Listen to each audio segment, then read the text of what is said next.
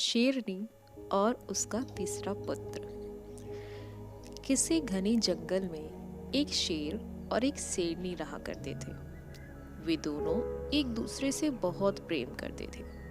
हर दिन दोनों साथ में ही शिकार करने जाते और शिकार को मारकर साथ में बराबर बराबर खाते थे। दोनों के बीच में विश्वास और भरोसा भी खूब था। कुछ समय के बाद ही शेर और शेरनी दो पुत्रों के माता पिता बन गए।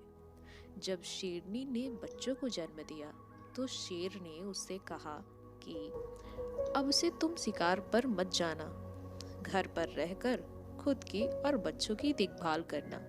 मैं अकेले ही हम सबके लिए शिकार लेकर आऊंगा। शेरनी ने भी शेर की बात मान ली और उस दिन से शेर अकेले ही शिकार पे जाने लगा। वहीं शेरनी घर पर रहती और बच्चों की देखभाल करती थी। बदकिस्मती से एक दिन शेर को कोई भी शिकार नहीं मिलता। थक हार कर जब वह खाली हाथ घर की तरफ जा रहा था तो उसे रास्ते में लोमड़ी का एक बच्चा अकेले घूमते हुए दिखाई देता है। उसने सोचा आज उसके पास शेरनी और उसके बच्चों के लिए कोई भोजन नहीं है, तो वह इस लोमड़ी के बच्चे को ही अपना शिकार बनाएगा। शेर ने लोमड़ी का बच्चा पकड़ा, लेकिन वह बहुत ही छोटा था, जिस वजह से वह उसे मार नहीं सका। वह उसे जिंदा ही पकड़कर घर पर लेके जाने लगा। शेरनी के पास पहुंचकर उसने बताया कि आज उसे एक भी शिकार नहीं मिला। रास्ते में उसे यह लोमड़ी का बच्चा दिखाई दिया, तो वह उसे ही मारकर खा जाए। शेर की बातें सुनकर शेरनी ने कहा, जब तुम इस बच्चे को नहीं मार पाए तो मैं कैसे इस बच्चे को मार सकती हूँ। मैं इसे नहीं खा सकती हूँ। इसे भी मैं अपने दोनों बच्चों की तरह पाल पोस कर बड़ा करूँगी और यह अब से मेरा तीसरा पुत्र होगा। उसी दिन से शेरनी और शेर लोमड़ी के बेटे को भी अपने पुत्रों की तरह प्यार करने लगे। वह भी शेर के परिवार के साथ बहुत खुश था। उन्हीं के साथ खेलता कूदता और बड़ा होने लगा। तीनों ही बच्चों को लगता था कि वह सारे ही शेर हैं। जब वह तीनों कुछ और बड़े हुए तो खेलने के लिए जंगल में जाने लगे। एक दिन उन्होंने वहां पर एक हाथी को देखा। शेर के दोनों बच्चे उस हाथी के पीछे शिकार के लिए लग गए।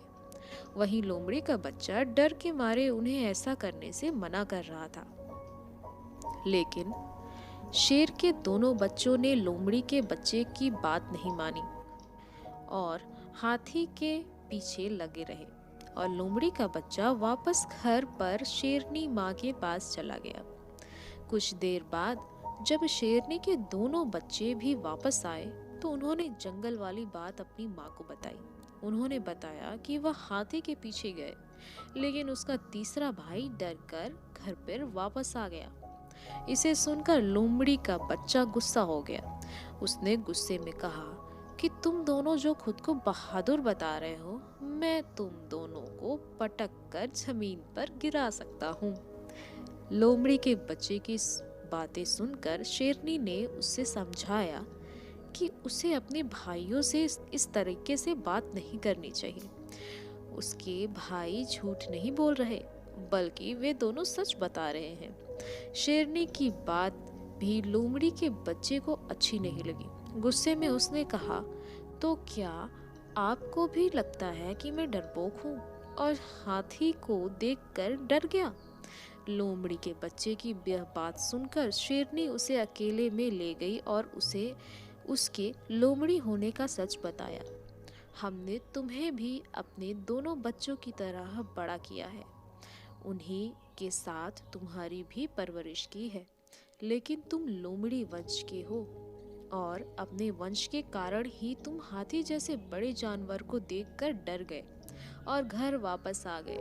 ये तुम्हारे दोनों भाई शेर वंश के हैं, जिस वजह से वह हाथी का शिकार करने के लिए उसके पीछे भाग गए। शेरनी ने आगे कहा कि अभी तक तुम्हारे दोनों भाइयों को तुम्हारे लोमड़ी होने का सच नहीं पता है। जिस दिन उन्हें यह सच पता लगेगा तो वह तुम्हारा भी शिकार कर सकते हैं। इसलिए अच्छा होगा कि तुम यहाँ से जल्द ही भाग जाओ और अपनी जान बचा लो। शेरनी से अपने बारे में सच सुनकर बच्चा डर गया और मौका मिलते ही वह रात में वहां से छिपकर भाग गया।